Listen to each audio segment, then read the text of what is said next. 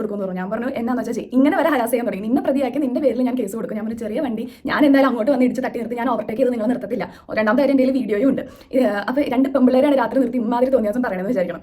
അതും പോരാണ്ട് ബാക്കിയുള്ള പാസഞ്ചേഴ്സിന്റെ അടുത്ത് നിങ്ങളൊരു റിട്ടേൺ കംപ്ലൈന്റ് എഴുതിത്തായോ നിങ്ങൾ. എല്ലാവർക്കും നമസ്കാരം. നമ്മളെല്ലാവരും റോഡുകളിൽ വണ്ടി ഓടിക്കുന്നവരാണ്. അപ്പോൾ ആക്സിഡന്റ് എന്ന് പറയുന്ന സാധനം ഉണ്ടാവാറുണ്ട്. അതാരും മനഃപൂർവ്വം കൊണ്ടുവച്ച് ഇടിക്കുന്നതല്ല, അല്ലെങ്കിൽ ആക്സിഡന്റ് മനഃപൂർവ്വം ഉണ്ടാവുന്നതല്ല. ചിലവർ ഓവർ സ്പീഡിൽ ഉണ്ടാവാറുണ്ട്, ചിലവർ അങ്ങോട്ടും ഇങ്ങോട്ടും വെട്ടിക്കുമ്പോൾ ഉണ്ടാവാറുണ്ട്, പല സാഹചര്യങ്ങളും ഉണ്ടാവാറുണ്ട്. നമ്മളിനിയിപ്പോൾ അതിന്റെ പേരിൽ അവിടെ റോഡിൽ കിടന്ന് അടി കൂടിയിട്ട് കാര്യമില്ല. കാരണം ഞാൻ തന്നെ ഇടയ്ക്ക് ഒതുക്കിയിട്ടിരുന്ന എൻ്റെ വണ്ടിയിൽ ഒരാൾ കൊണ്ടുവന്ന് തട്ടുകയും അവസാനം ഞാൻ ആദ്യമൊക്കെ കുറേ എനിക്ക് ഭയങ്കര ദേഷ്യം, ചുമ്മാ ഒതുക്കിയിട്ടിരുന്ന വണ്ടി കൊണ്ട് തട്ടി, അങ്ങനെ മനഃപൂർവ്വം അല്ല, വളച്ചപ്പോൾ തട്ടിയതാ, ഒമിനി കൊണ്ട് തട്ടിയതാ. പിന്നെ ഞാനത് അങ്ങ് ആ ഒരു മൈൻഡിൽ എടുത്തെന്ന് വെച്ചാൽ ആദ്യം ഞാൻ കുറേ കിടന്നുള്ളി, പിന്നെ നിർത്തി. ഞാൻ പോട്ട് ഇനിയിപ്പോൾ എന്ത് ചെയ്യാൻ, പറ്റിപ്പോയി, ഈ ഒരു മൈൻഡ് സെറ്റിൽ ഞാൻ അതങ്ങ് വിട്ട്.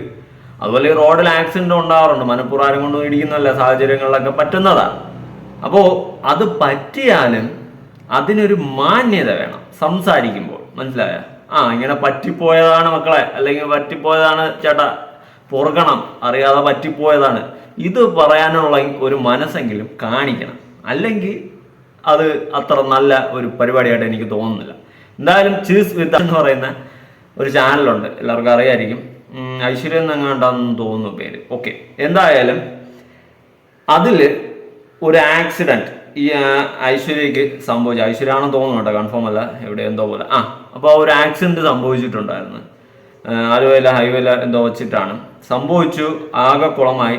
ഇവരുടെ ഭാഗത്തല്ല തെറ്റ്, അതായത് ഐശ്വര്യയുടെ ഭാഗത്തല്ല തെറ്റ്.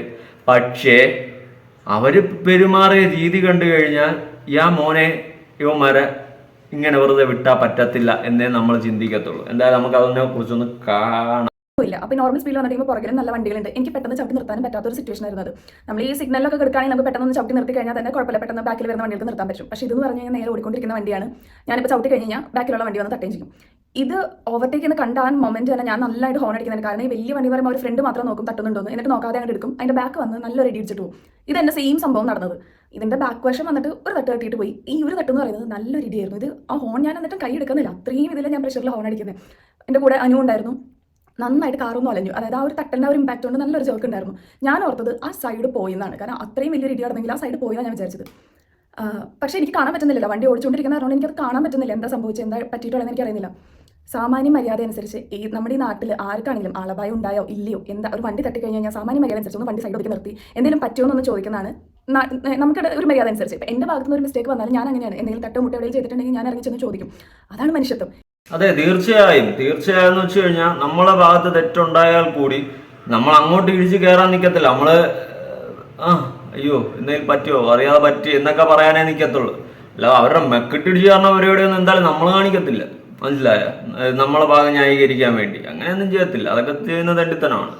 ബാക്കിയൊക്കെ സ്ലോ ആക്കി തുടങ്ങി. അതുവരെ വണ്ടി സ്ലോ ആക്കുകയോ നിർത്തി ചെയ്തില്ല. ഞാനും വണ്ടി നിർത്താൻ പോയില്ല, ഞാൻ ഓവർടേക്ക് ചെയ്തു, വണ്ടി നിർത്തി. ഇയാളെ സ്ലോ ആക്കുന്ന കണ്ടപ്പോൾ ഞാൻ ഓവർടേക്ക് ചെയ്തു, വണ്ടി വട്ടം വെച്ചിട്ട് തന്നെ നിർത്തിയത്. അത് ഞാൻ പറയാം, കാരണം എൻ്റെ ഭാഗത്ത് നിന്ന് ഞാൻ അങ്ങനെ തന്നെ ചെയ്തത്. കാരണം ഇവർ നിർത്തില്ല. യൂഷ്വലി ഇവർക്കൊക്കെ ഒരു പ്രത്യേകത, ഈ വലിയ വണ്ടികൾ ഓടിക്കുന്ന ആൾക്കാർക്ക് ഇങ്ങനെ എന്തെങ്കിലും കട്ട മുട്ടോ ചെയ്ത് കഴിഞ്ഞാൽ ഞാൻ നിർത്താണ്ട് അങ്ങ് പോയി കഴിഞ്ഞാൽ അത് അതേപോലെ അങ്ങ് വിട്ട് കളയുന്നു. പക്ഷേ ഞാൻ അങ്ങനെയല്ല. ഒരു തവണ ഇതിന് മുന്നേ ഉണ്ടായിട്ട് എനിക്ക് പിടിച്ചിട്ട് കിട്ടിയില്ല. കാറുകൾ ഇങ്ങനെ തട്ടിയിട്ട് പോകും, അതൊന്നും കുഴപ്പമൊന്നുമില്ല, അത് തട്ടിയ ചെറുത് അത് വിട്ടുകൾ നൈസായിട്ട് വിട്ടുകളയാം ഇങ്ങനെ വിചാരിച്ചുകൊണ്ടിരുന്നത്. പക്ഷേ ഞാൻ അങ്ങനെ വിട്ടുകളയാൻ തയ്യാറായിരുന്നില്ല. കാരണം എന്ത് ചെറുതായിക്കോട്ടെ വലുതായിക്കോട്ടെ ആ ഒരു മര്യാദ കാണിച്ചിരുന്നെങ്കിൽ ഞാനത് വിട്ടുപോയി. നമ്മളിങ്ങനെയാണെന്ന് പറഞ്ഞാൽ ഞാൻ വിട്ടുകളഞ്ഞാൽ. പക്ഷേ ഞാൻ വണ്ടി നിർത്തിച്ചു. രാത്രി സമയം 10 മണിയാണെന്ന് ഓർക്കണം. ഞാൻ കുറച്ച് വർക്ക് ഉണ്ടായിരുന്നു, പ്രൊമോഷൻ വർക്ക് എല്ലാം കഴിഞ്ഞ് വരുന്ന വഴിയാണ് ഇത് സംഭവിക്കുന്നത്. ഞാൻ വണ്ടി വട്ടം വെച്ച് നിർത്തിയിട്ട് വണ്ടി സൈഡ് ഒതുക്കാൻ പറഞ്ഞു. സൈഡ് ഒതുക്കി ഇറങ്ങി വന്നത് ചോദിച്ചത് എന്താ സംഭവിച്ചേക്കുന്നത്, ഇതെന്താ സംഭവിച്ചത്. ഞാൻ നല്ല ദേഷ്യത്തിലാണ് ചോദിച്ചത്, കാരണം എനിക്ക് ആ ഒരു മര്യാദ ഉണ്ടായിരുന്നു, ഞാൻ തിരിച്ച് റെസ്പെക്ട് കൊടുത്തേനെ. അപ്പം ഒരു ഒന്നും അറിയാത്ത പോലെ എന്താ പറ്റിയേക്കുന്നത്, എന്ത് പറ്റിയേക്കുന്നു ഒന്നും സംഭവിക്കാത്ത പോലെ. അപ്പോൾ എനിക്ക് മനസ്സിലായി ഇവർ ടോൺ മാറിക്കൊണ്ടിരിക്കുന്നത്. അപ്പോൾ ഞാനും ഷൗട്ട് ചെയ്ത് തുടങ്ങി. എത്ര പ്രാവശ്യം ഞാൻ ഹോൺ അടിച്ചു. സാമാന്യ മര്യാദ അനുസരിച്ചിട്ട് വണ്ടി ഒന്ന് സൈഡാക്കി നിർത്തി എന്താ പറ്റുമെന്ന് ചോദിച്ചിട്ട് പോവാണെങ്കിൽ ഞാൻ ആ ഒരു കാര്യം ചെയ്തില്ലായിരുന്നു.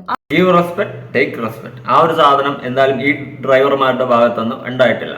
പിന്നെ ഈ പറയുന്ന പോലെ വലിയ ബസ്സും കാര്യങ്ങളും ഓടിക്കുന്നവർക്ക് അവർക്ക് എന്തോന്നുള്ളൊരു ഭാവമുണ്ട്, ഇതൊക്കെ എന്തോന്ന് പൊടെ എടുത്തോണ്ട് എന്നുള്ളൊരു മൈൻഡ് സെറ്റ് അവർക്കുണ്ട്. അതെനിക്കും അറിയാം. കാരണം ചില ബസ്സുകളെ അടിച്ച് മിന്നി പോണാണ്ട് നമ്മളെ ബൈക്കുകളെ നമ്മളെ കാറുകാരന്മാരൊക്കെ ഒതുക്കി മീൻസ് അവന്മാർ ചേർത്തങ്ങ് എടുത്തോണ്ട് പോയിക്കളായി. ഇത് അനുഭവങ്ങളോ, ഒരുപാട് അനുഭവം. ജെറ്റ് കണക്കിന് അവന്മാർ പോകും മിന്നൽ പോലെ. നമ്മളെ വണ്ടിക്കാരെ കൊണ്ടങ്ങ് ചേർത്ത് അറ്റത്തൂടി എടുത്തോണ്ടിട്ട് ഒരു പോക്കങ്ങ് പോകും. അതിൽ നമ്മളെ ഉയരുവേ നമ്മളെവിടെ ഇത് എന്ന് ഒരു തോന്നൽ തോന്നും. ബൈക്കൊക്കെ ഞാൻ എത്ര പ്രാവശ്യം ഈ ബസ്സുകാരന്മാരെ കൊണ്ട് ഒതുക്കി മറ്റേ റോഡിന്റെ സൈഡിൽ കൂടിയൊക്കെ ഇറങ്ങി പോയിട്ടുണ്ടെന്ന് പറയാം. ബൈക്ക് എത്ര പ്രാവശ്യം. പണ്ടൊക്കെ അതായിരുന്നു സ്ഥിരം. ഇവന്മാരെ കൊണ്ട് ഒതുക്കും നമ്മൾ കട്ടന്തറ വഴി ഇറങ്ങി പോകും. ഇതൊക്കെ ഏതോ പണ്ടത്തെ അവസ്ഥ. എന്തായാലും ഇത് അടിപൊളി. ഇവർ വിട്ടില്ല, ഐശ്വര്യ വിട്ടിട്ടില്ല, അടിപൊളിയായിട്ട് പിടിച്ച് നിർത്തിയിട്ടുണ്ട്. എന്തായാലും അതിന് നല്ല ഒരു സല്യൂട്ട് കൊടുക്കേണ്ടതാണ്. കാരണം ഇവന്മാരൊന്നും വെറുതെ വിടാൻ പാടില്ല. ഇടയ്ക്ക് ഞാൻ ഇതുപോലെ പത്തനംതിട്ട വെച്ച് ഇവന്മാരെടുത്ത ഒരു ബസ്സുകാർ നമ്മൾ ഓട്ടിച്ചിട്ട് പിടിച്ചു, പിന്നെ അങ്ങ് വിട്ട് അത് പോട്ട്. അപ്പോൾ അതുപോലെ സംഭവം മനസ്സിലായല്ല. അപ്പോൾ ഇതൊക്കെ ഇങ്ങനെ സർവ്വസാധാരണമായിട്ട് ഇവന്മാരെ നടക്കും. പക്ഷെ അതിന് നമ്മൾ ഒരു മാന്യതയെങ്കിലും കാണിക്കണേടേ. പുറത്ത് ഇറങ്ങിയിട്ട് അവരുടെ അടുത്തൊരു അറ്റ്ലീസ്റ്റ് സോറി പറഞ്ഞില്ലെങ്കിൽ അയ്യോ എന്തെങ്കിലും പറ്റുമെന്നെങ്കിലും ചോദിക്കാനുള്ള ഒരു മനസാക്ഷിയൊക്കെ കാണിക്കണം. അല്ലെങ്കിൽ ഇതുപോലെ ഇവരൊക്കെ പിടിച്ച് കയറി കയറ്റും. മനസ്സിലായ കൊണ്ടുനടക്കുന്ന വണ്ടിയാണ്, അതെല്ലാവർക്കും അങ്ങനെയാണെന്നില്ല. ഇയാൾ നേരെ എന്നെ വിളിച്ചുകൊണ്ട് ബസ്സിന്റെ സൈഡിലുള്ള ഫുൾ സ്ക്രാച്ച് എനിക്ക് കാണിച്ചു തന്നിട്ട് പറയാം, ഈ സ്ക്രാച്ച് മൊത്തം ഞങ്ങൾ വണ്ടി ഓടിച്ചിട്ടുണ്ടായ സംഭവങ്ങളാണ്. അപ്പം ഈ സ്ക്രാച്ച് ഇതിന് അത്രയും പോലെ അത് വരില്ലല്ലോ, ക്യൂടെക്സ് അടിച്ച് കളയാവുന്നതല്ലേ ഉള്ളൂ എന്ന്. എനിക്കങ്ങ് വല്ലാണ്ട് ദേഷ്യം വന്നു. ഞാൻ പറഞ്ഞു, നിങ്ങളുടെ ബസ്സിന്റെ ഓണർ നിങ്ങളല്ല. അയാൾക്ക് എന്ത് തോന്നിയാസം കാണിച്ചാലും ചിലപ്പോൾ എന്തെങ്കിലും കൈക്കൂലി കൊടുത്തിട്ട് എന്തെങ്കിലും കാണിച്ചിട്ട് അത് ഒതുക്കി തീർക്കാവുന്നേ ഉള്ളൂ. പക്ഷേ ഞങ്ങളെ പോലുള്ളവർ അങ്ങനെയല്ല. ഇപ്പം എത്ര ഇതെന്ന് പറഞ്ഞാലും നമ്മൾ കാശ് കൊടുത്ത് വാങ്ങിക്കുന്ന വണ്ടിക്ക് നമുക്കൊരു എക്സ്ട്രാ കെയറും സ്നേഹവും കാര്യങ്ങളൊക്കെ ഉണ്ടാവും.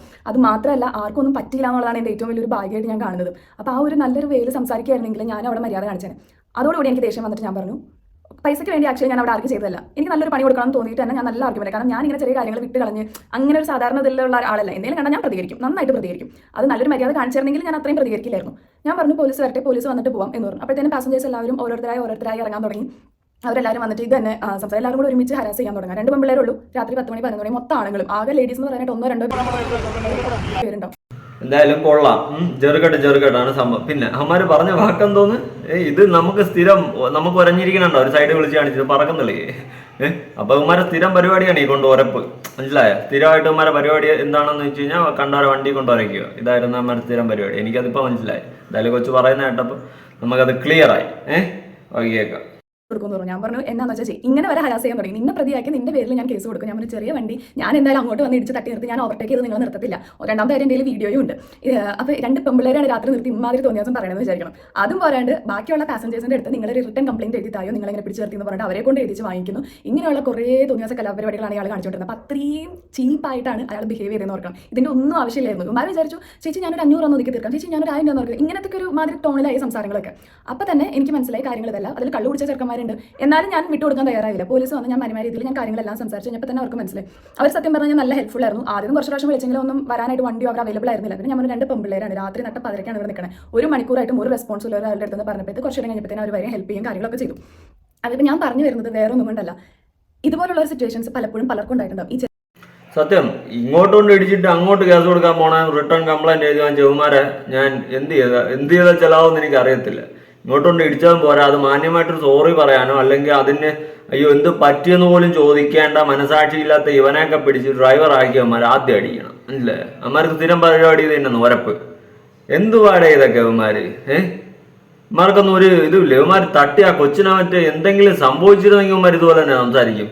അതും അവള് പറയുന്നുണ്ട്, എന്തെങ്കിലും സംഭവിച്ചിട്ടാണോ ഇങ്ങനെ സംസാരിക്കേണ്ടതെന്ന്. അപ്പോഴൊന്നും സംഭവിച്ചില്ലല്ലോ. അതൊന്നും സംഭവിച്ചാലേ ഇങ്ങനെ സംഭവിച്ചാൽ മാത്രമേ തിരിഞ്ഞു നോക്കാവുന്നതുണ്ടാ. ബസ്സിന്റെ ഒക്കെ ഒരു തട്ട് കെട്ടിക്കഴിഞ്ഞാൽ കാറൊക്കെ പപ്പടം പോലെ പറന്നു പോവും. മനസ്സിലായ? അത് എങ്ങനെ പിടിച്ചു നിർത്തിയാന്ന് എനിക്കറിയില്ല. ചെറിയൊരു തട്ട് കിട്ടിയാൽ ലെവലില്ല അതങ്ങ് പോവും. എന്ത് കട്ടോടാ ഇതൊക്കെ അവന്മാർ കാണിച്ചു കൂട്ടുന്ന പരിപാടികള്. ബസ് എടുത്തോണ്ട് റോഡിലോട്ട് ഇറങ്ങിയ റോഡ് മൊത്തം സ്വന്തമാണെന്നാണ് വിചാരം. ഇത് ഡ്രൈവർമാരൊക്കെ വയ്ക്കണവര് നോക്കിയും കണ്ട ആളുകളെ വയ്ക്കണം. വല്ലവന്മാരെല്ലാം എടുത്ത് വണ്ടിയും കൊടുത്ത് വിട്ട് ഇതുപോലെ ഇരിക്കും. അവസാനം നാട്ടുകാരെ നെഞ്ചത്തിടിച്ച് കയറും. ഇഷ്ടം പോലെ ബസ് ശരിയാണ്. ബസ് ആകുമ്പം ഓടിക്കുന്നതിന് അതിൻ്റെതായ ബുദ്ധിമുട്ടുണ്ട്. റോഡ് അവർക്ക് അത്ര ശ്രദ്ധിച്ച് കാര്യങ്ങളൊക്കെ ഓടിക്കണം. ശരിയാണ്, ബുദ്ധിമുട്ടുണ്ട്. എന്നും വെച്ചിട്ട് പാവങ്ങളുടെ നെഞ്ചത്തിടിച്ച് കയറണം ബാക്കിയുള്ളവരുടെ. ചെയ്തതും തെറ്റ്, അതുകൂടി സമ്മതിക്കാതെ ഞാൻ കേസ് കൊടുക്കാതെങ്കിൽ താൻ പോയി കേസ് കൊടുന്ന് ഇവര് അടി പൊളി. ചെയ്ത തെറ്റ് പോലും അംഗീകരിക്കാൻ വയ്യ. ചെയ്തതോ തെറ്റ്, അതെങ്കിലും അംഗീകരിക്കും. മനസ്സിലായ? എന്നിട്ട് നാട്ടുകാരെ നെഞ്ചത്തിടിച്ച് കയറി അങ്ങോട്ട് റിട്ടേൺ കംപ്ലൈന്റ് എഴുതി കൊടുക്കുന്ന അവസ്ഥ അല്ല എന്തോന്ന് പറയാം. ബസ്സുകാരന്മാരെ കളി ചെറുകെട്ട്. എന്തായാലും നിങ്ങളുടെ അഭിപ്രായങ്ങൾ ഇതിന്റെ താഴെ ഉറപ്പായിട്ട് കമന്റ് ചെയ്യണം. പുതിയൊരു വീഡിയോ ആയിട്ടാണ്. ബൈ.